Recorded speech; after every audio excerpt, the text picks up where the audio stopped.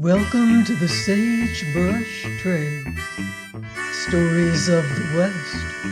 From the prairie to the Yukon, I'm Mardell reading Riders of the Purple Sage by Zane Grey.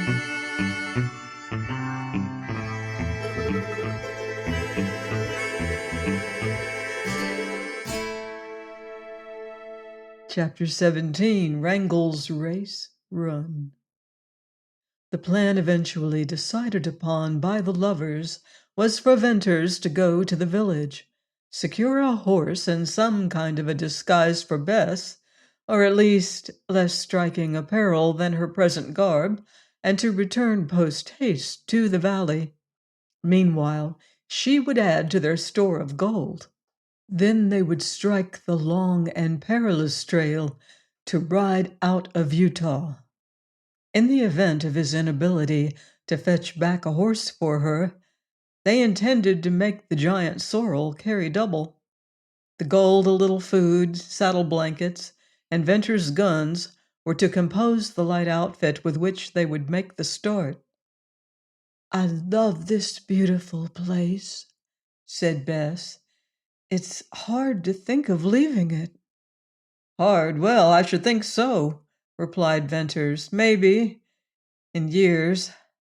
But he did not complete in words his thought that it might be possible to return after many years of absence and change.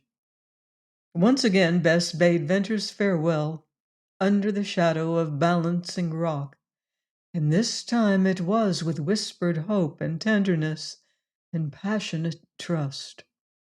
Long after he had left her, all down through the outlet to the pass, the clinging clasp of her arms, the sweetness of her lips, and the sense of a new and exquisite birth of character in her remained hauntingly and thrillingly in his mind. The girl who had sadly called herself nameless and nothing had been marvelously transformed in the moment of his avowal of love. It was something to think over, something to warm his heart. But for the present it had absolutely to be forgotten so that all his mind could be addressed to the trip so fraught with danger. He carried only his rifle, revolver, and a small quantity of bread and meat, and thus lightly burdened he made swift progress down the slope and out into the valley. Darkness was coming on, and he welcomed it. Stars were blinking when he reached his old hiding place in the split of canyon wall, and by their aid he slipped through the dense thickets to the grassy enclosure. Wrangle stood in the center of it, with his head up, and he appeared black and of gigantic proportions in the dim light. Venters whistled softly, began a slow approach, and then called. The horse snorted, and plunging away with a dull, heavy sound of hoofs, he disappeared in the gloom. "Wilder than ever," muttered Venters. He followed the sorrel into the narrowing split between the walls, and presently had to desist because he could not see a foot in advance. As he went back toward the open, Wrangle jumped out of an ebony shadow of cliff and like a thunderbolt shot huge and black past him down into the starlit glade. Deciding that all attempts to catch Wrangle at night would be useless, Venters repaired to the shelving rock where he had hidden saddle and blanket and there went to sleep. The first peep of day found him stirring, and as soon as it was light enough to distinguish objects, he took his lasso off his saddle and went out to rope the sorrel. He espied Wrangle at the lower end of the cove, and approached him in a perfectly natural manner. When he got near enough, Wrangle evidently recognized him, but was too wild to stand. He ran up the glade and on into the narrow lane between the walls. This favored Venter's speedy capture of the horse, so coiling his noose ready to throw, he hurried on. Wrangle's let Venters get to within 100 feet, and then he broke. But as he plunged by, rapidly getting into his stride, Venters made a perfect throw with the rope. He had time to brace himself for the shock, Nevertheless, Wrangle threw him and dragged him several yards before halting. "You wild devil," said Venters as he slowly pulled Wrangle up. "Don't you know me? Come on now, old fella. So." Wrangle yielded to the lasso and then to Venter's strong hand. He was as straggly and wild-looking as a horse left to roam free in the sage. He dropped his long ears and stood readily to be saddled and bridled, but he was exceedingly sensitive and quivered at every touch and sound. Venters led him to the thicket, and bending the close saplings to let him squeeze through, at length reached the open. Sharp survey in each direction assured him of the usual lonely nature of the canyon. Then he was in the saddle, riding south. Wrangle's long swinging canter was a wonderful ground gainer. His stride was almost twice that of an ordinary horse, and his endurance was equally remarkable.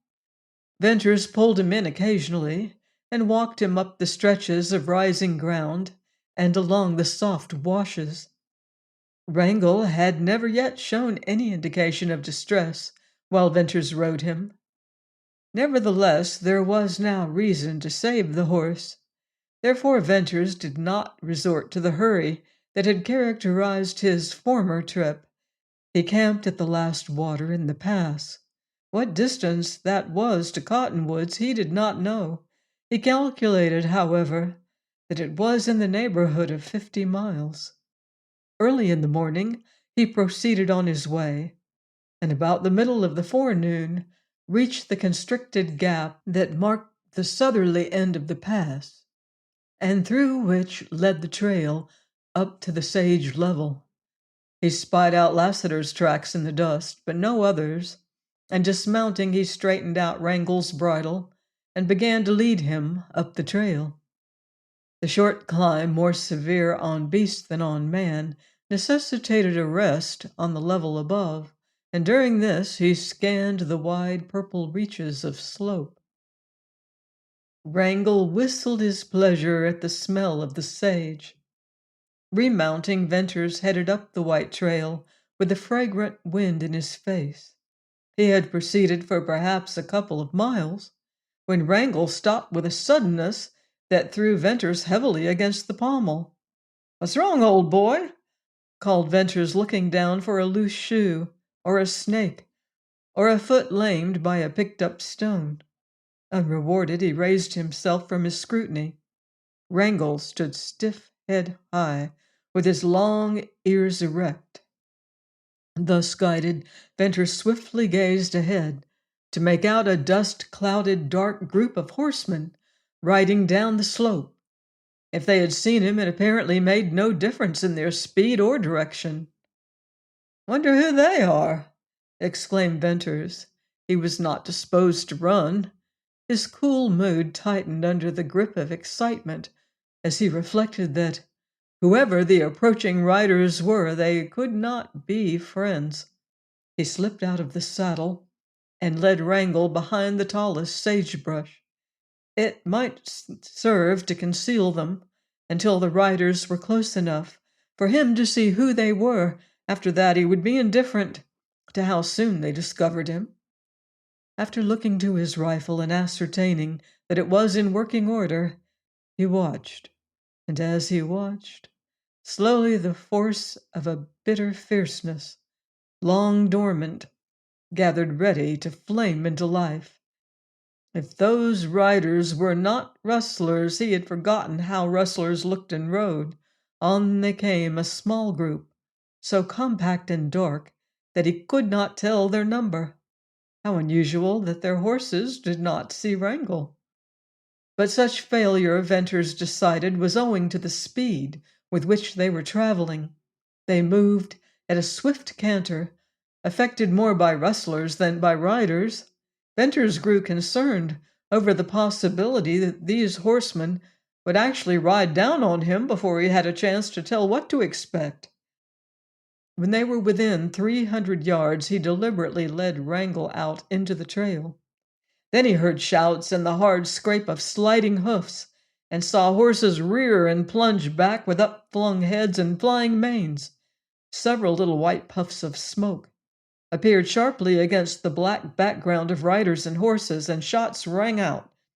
Bullets struck far in front of Venters and whipped up the dust, and then hummed low into the sage. The range was great for revolvers, but whether the shots were meant to kill or merely to check advance, they were enough to fire that waiting ferocity in Venters. Slipping his arm through the bridle so that Wrangle could not get away, Venters lifted his rifle and pulled the trigger twice. He saw the first horseman lean sideways and fall. He saw another lurch in his saddle and heard a cry of pain. Then Wrangle, plunging in fright, lifted Venters and nearly threw him. He jerked the horse down with a powerful hand and leaped into the saddle. Wrangle plunged again, dragging his bridle that Venters had not had time to throw in place. Bending over with a swift movement, he secured it and dropped the loop over the pommel. Then with grinding teeth he looked to see what the issue would be.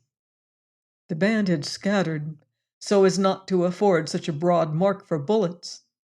The riders faced Venters, some with red belching guns. He heard a sharp report, and just as Wrangle plunged again, he caught the whim of a leaden missile that would have hit him but for Wrangle's sudden jump.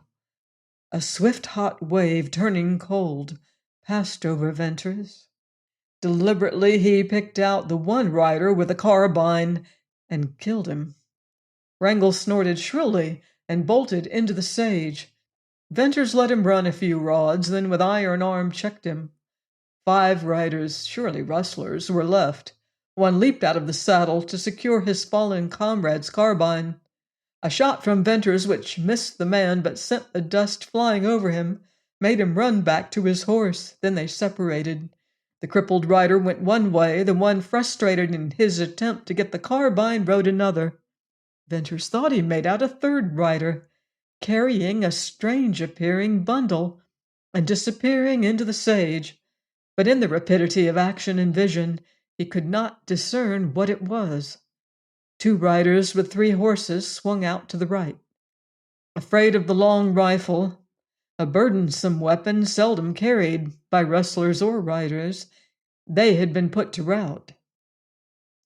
Suddenly Venters discovered that one of the 2 men last noted was riding Jane Withersteen's horse Bells, the beautiful bay racer she had given to Lassiter. Venters uttered a savage outcry.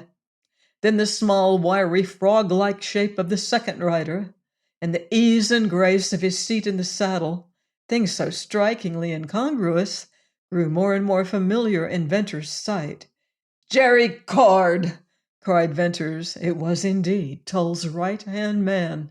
Such a white-hot wrath inflamed Venters that he fought himself to see with clearer gaze.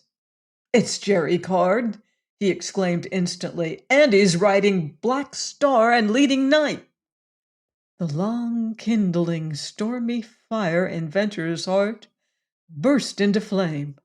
He spurred Wrangle, and as the horse lengthened his stride, Venters slipped cartridges into the magazine of his rifle till it was once again full. Card and his companion were now half a mile or more in advance, riding easily down the slope. Venters marked the smooth gait and understood it when Wrangle galloped out of the sage into the broad cattle trail down which Venters had once tracked Jane Withersteen's red herd. This hard-packed trail from years of use was as clean and smooth as a road. Venters saw Jerry Card look back over his shoulder. The other rider did likewise. Then the 3 racers lengthened their stride to the point where a swinging canter was ready to break into a gallop. "Wrangle, the race is on," said Venters grimly. "We'll canter with them and gallop with them and run with them. We'll let them set the pace." Venters knew he bestrode the strongest, swiftest, most tireless horse ever ridden by any rider across the Utah uplands. Recalling Jane Withersteen's devoted assurance that Knight could run neck and neck with Wrangle and Black Star could show his heels to him, Venters wished that Jane were there to see the race to recover her blacks and in the unqualified superiority of the giant sorrel. Then Venters found himself thankful that she was absent, for he meant that race to end in Jerry Card's death. The first flush, the raging of Venters' wrath, passed to leave him in sullen, almost cold possession of his will. It was a deadly mood, utterly foreign to his nature, engendered, fostered, and released by the wild passions of wild men in a wild country. The strength in him then, the thing rife in him that was not hate but something as remorseless, might have been the fairy fruition of a whole lifetime of a vengeful quest. Nothing could have stopped him. Venters thought out the race shrewdly. The rider on Bells would probably drop behind and take to the sage. What he did was of little moment to Venters. To stop Jerry Card, his evil hidden career, as well as his present flight, and then to catch the blacks. That was all that concerned Venters. The cattle trail wound for miles and miles down the slope. Venters saw with a rider's keen vision 10, 15, 20 miles of clear purple sage. There was no oncoming riders or rustlers to aid Card. His only chance to escape lay in abandoning the stolen horses and creeping away in the sage to hide. In 10 miles, Wrangle could run Black Star and Night off their feet, and in 15 he could kill them outright. So Venters held the sorrel in, letting Card make the running. It was a long race that would save the blacks. In a few miles of that swinging canter, Wrangle had crept appreciably closer to the 3 horses. Jerry Card turned again, and when he saw how the sorrel had gained, he put Black Star to a gallop. Night and Bells on either side of him swept into his stride. Venters loosened the rein on Wrangle and let him break into a gallop.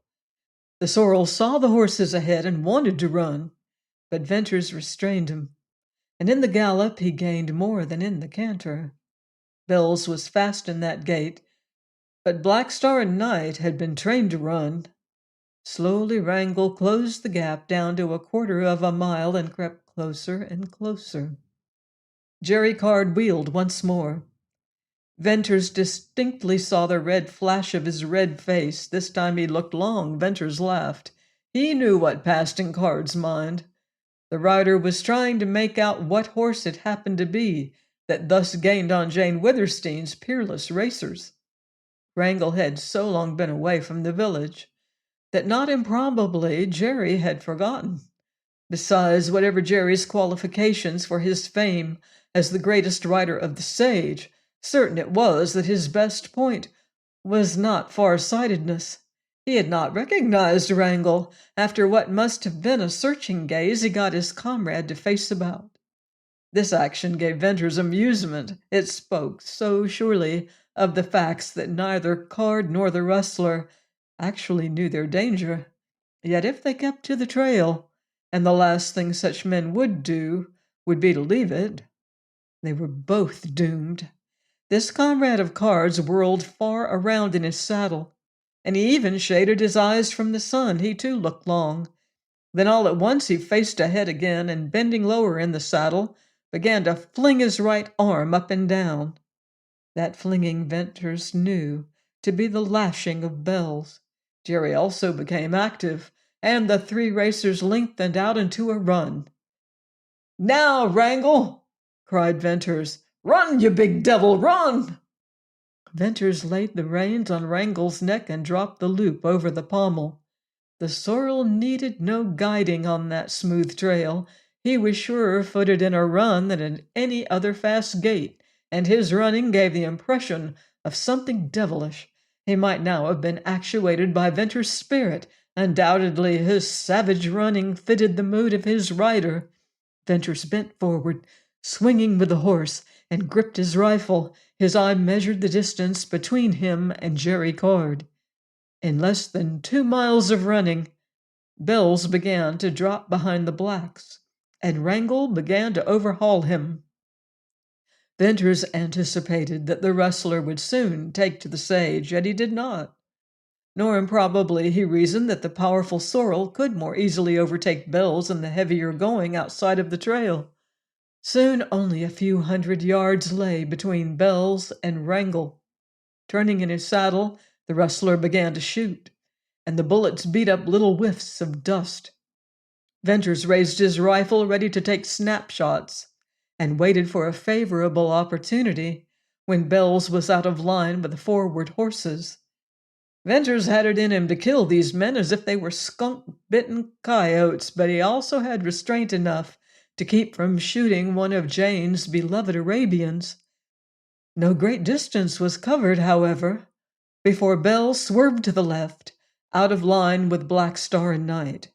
Then Venters, aiming high and waiting for the pause between Wrangle's great strides, began to take snapshots at the rustler. The fleeing rider presented a broad target for a rifle, but he was moving swiftly forward and bobbing up and down.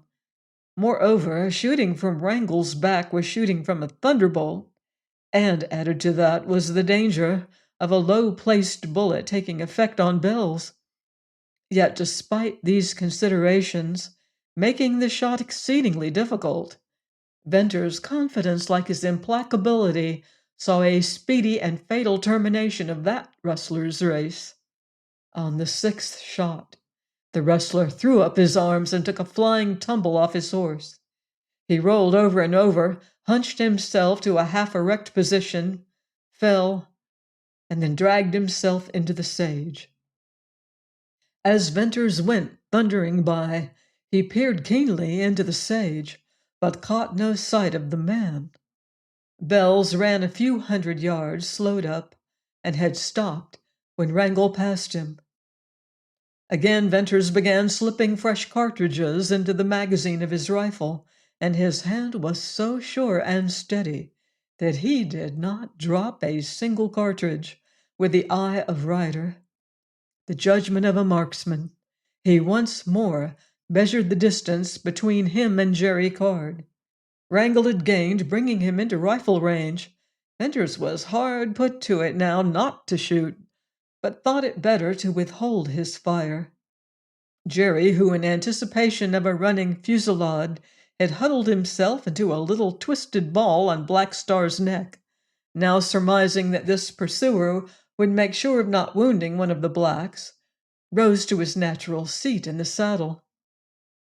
In his mind, perhaps, as certainly as in Venters, this moment was the beginning of the real race.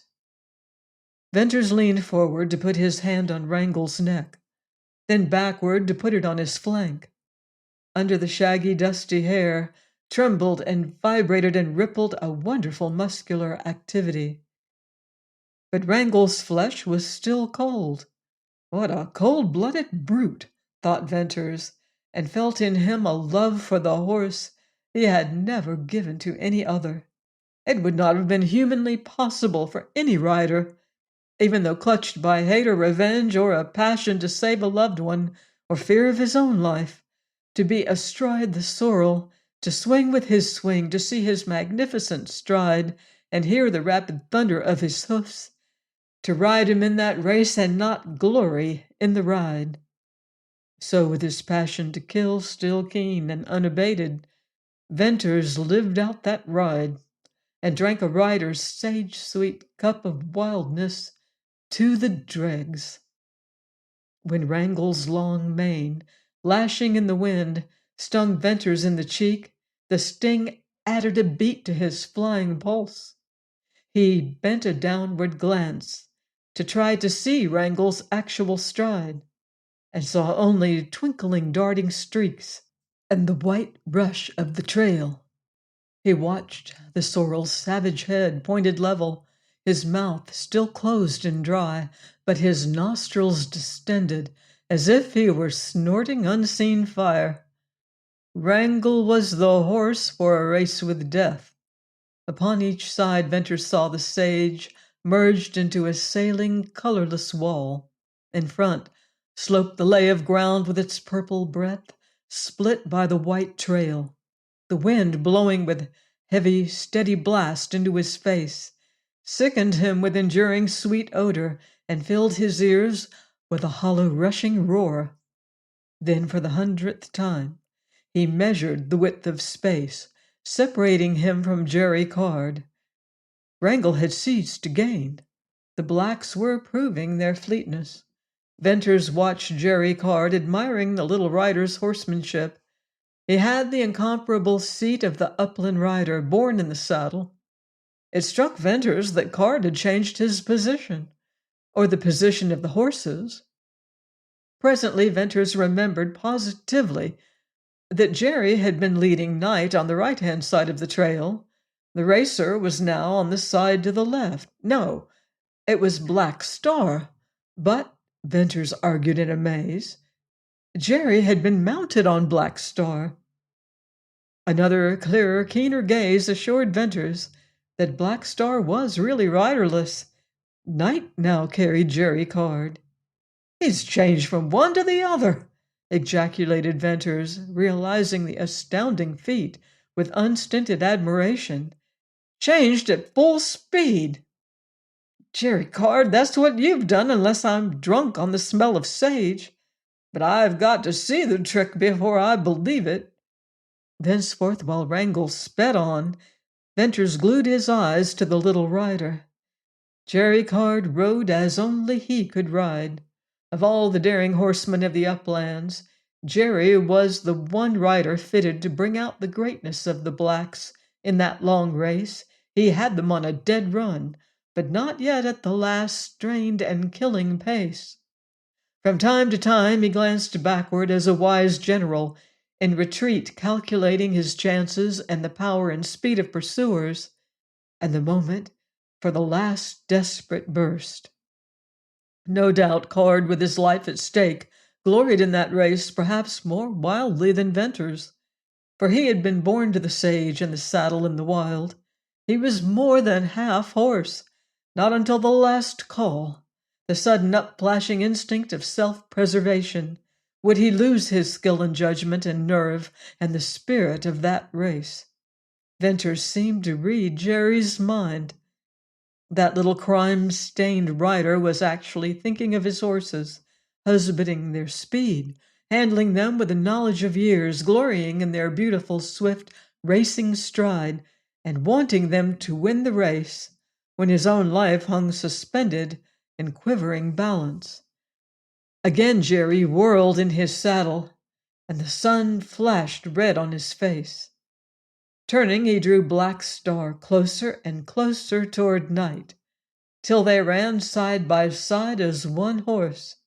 Then Card raised himself in the saddle, slipped out of the stirrups, and somehow, twisting himself, leaped upon Black Star. He did not even lose the swing of the horse.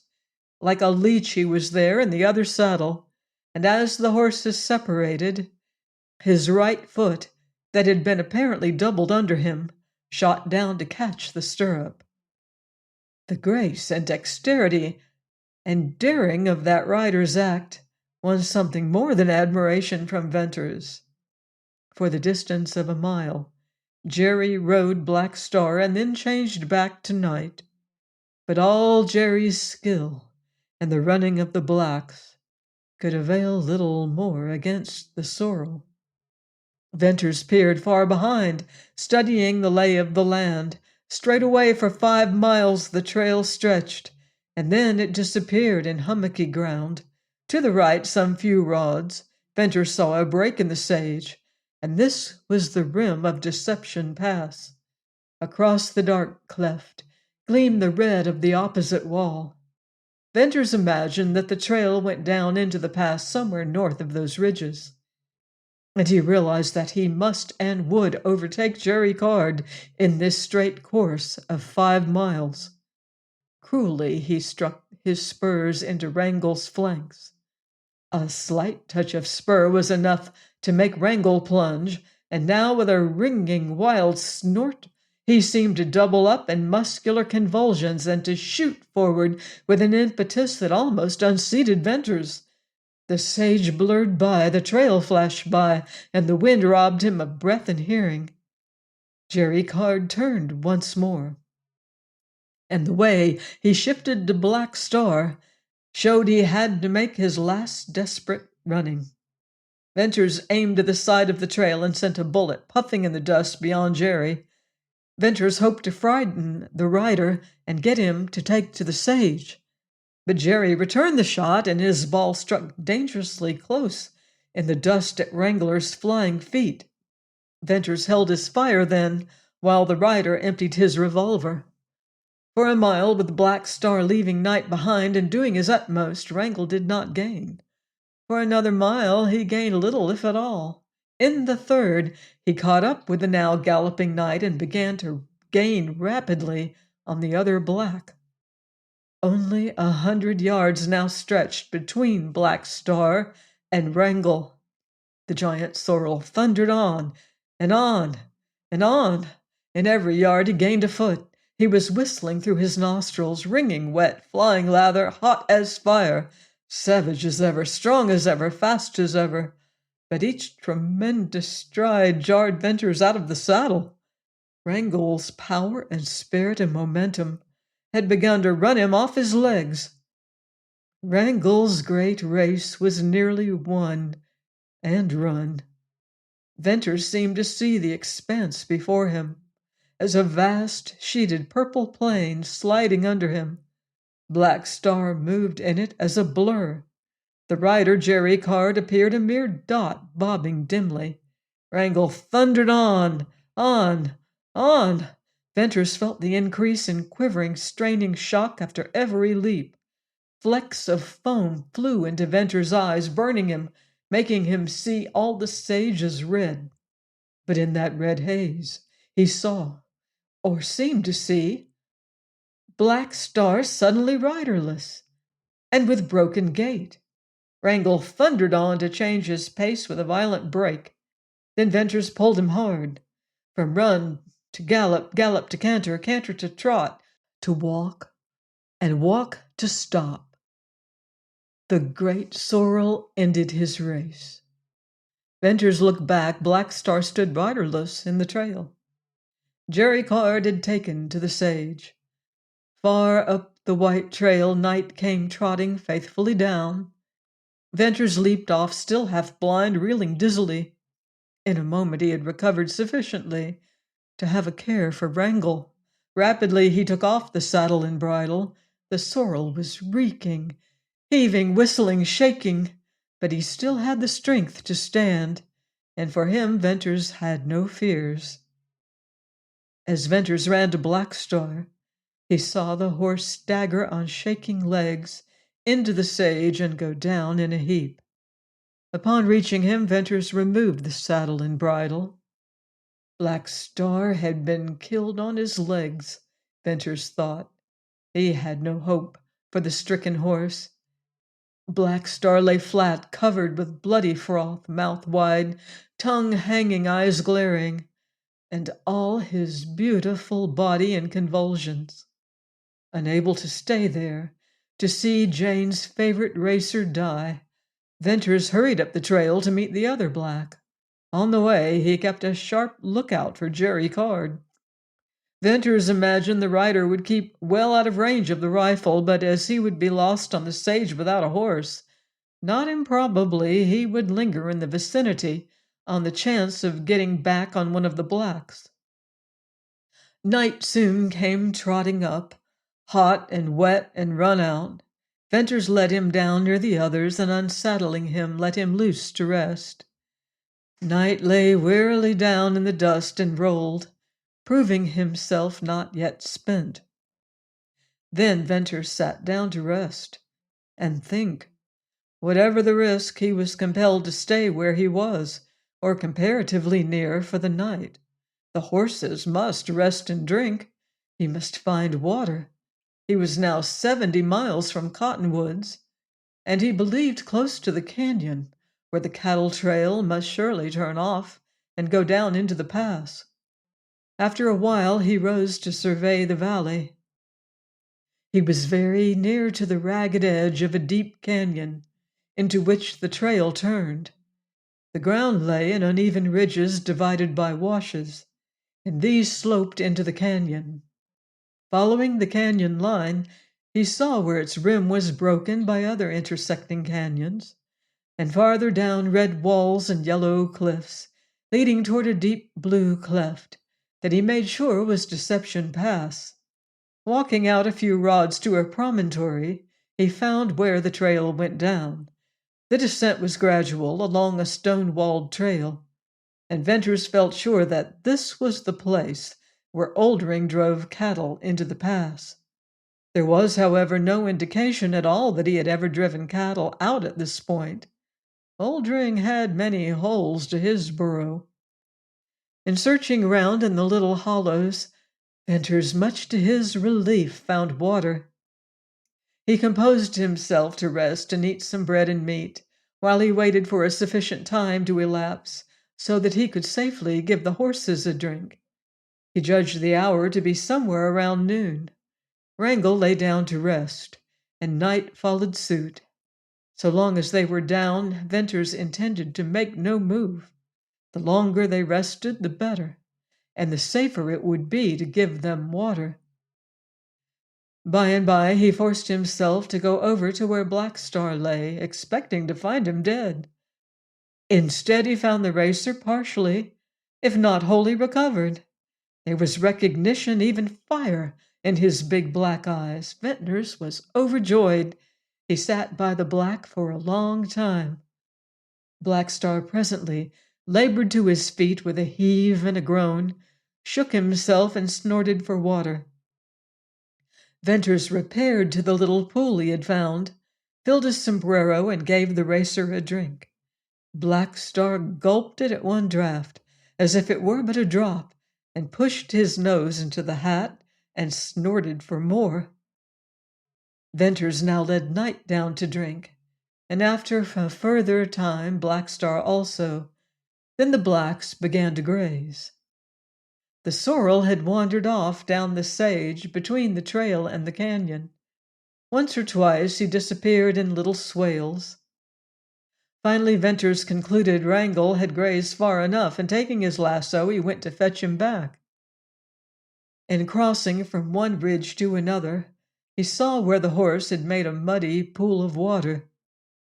It occurred to Venters then that Wrangle had drunk his fill and did not seem the worse for it, and might be anything but easy to catch. And true enough, he could not come within roping reach of the sorrel. He tried for an hour and gave up in disgust. Wrangle did not seem so wild as simply perverse. In a quandary, Venters returned to the other horses, hoping much, yet doubting more that when Wrangle had grazed to suit himself, he might be caught. As the afternoon wore away, Venters' concern diminished, yet he kept close watch on the blacks and the trail and the sage. There was no telling of what Jerry Card might be capable. Venters sullenly acquiesced to the idea that the rider had been too quick and too shrewd for him. Strangely and doggedly, however, Venters clung to his foreboding of Card's downfall. The wind died away. The red sun topped the far distant western rise of slope, and the long, creeping purple shadows lengthened. The rims of the canyons gleamed crimson, and the deep clefts appeared to belch forth blue smoke. Silence enfolded the scene. It was broken by a horrid, long-drawn scream of a horse and the thudding of heavy hooves. Venters sprang erect and wheeled south. Along the canyon rim near the edge came Wrangle, once more in thundering flight. Venters gasped in amazement. Had the wild sorrel gone mad? His head was high and twisted, in a most singular position for a running horse. Suddenly Venters descried a frog-like shape clinging to Wrangle's neck. Jerry Card! Somehow he had straddled Wrangle and now stuck like a huge burr. But it was his strange position, and the sorrel's wild scream that shook Venters' nerves. Wrangle was pounding toward the turn where the trail went down. He plunged onward like a blind horse. More than one of his leaps took him to the very edge of the precipice. Jerry Card was bent forward with his teeth fast in the front of Wrangle's nose. Venter saw it, and there flashed over him a memory of this trick of a few desperate riders. He even thought of one rider who had worn off his teeth in this terrible hold to break or control desperate horses. Wrangle had indeed gone mad. The marvel was what guided him. Was it the half-brute, the more than half-horse instinct of Jerry Card? Whatever the mystery, it was true. And in a few more rods, Jerry would have the sorrel turning into the canyon trail, leading down into the canyon.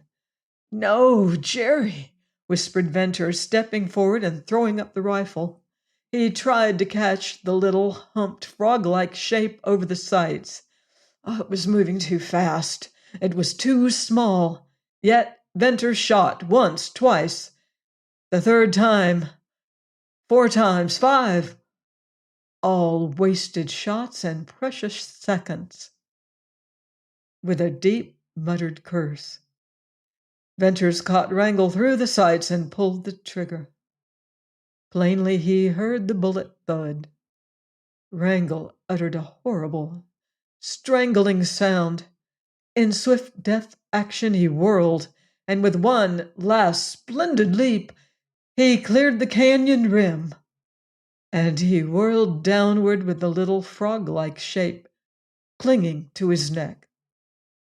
There was a pause, which seemed never-ending, a shock, and an instant silence. Then up rolled a heavy crash, a long roar of sliding rocks dying away in distant echo. Then silence, unbroken. Wrangle's race was run. Join me next time for another exciting chapter of Riders of the Purple Sage by Zane Grey, here on the Sagebrush Trail.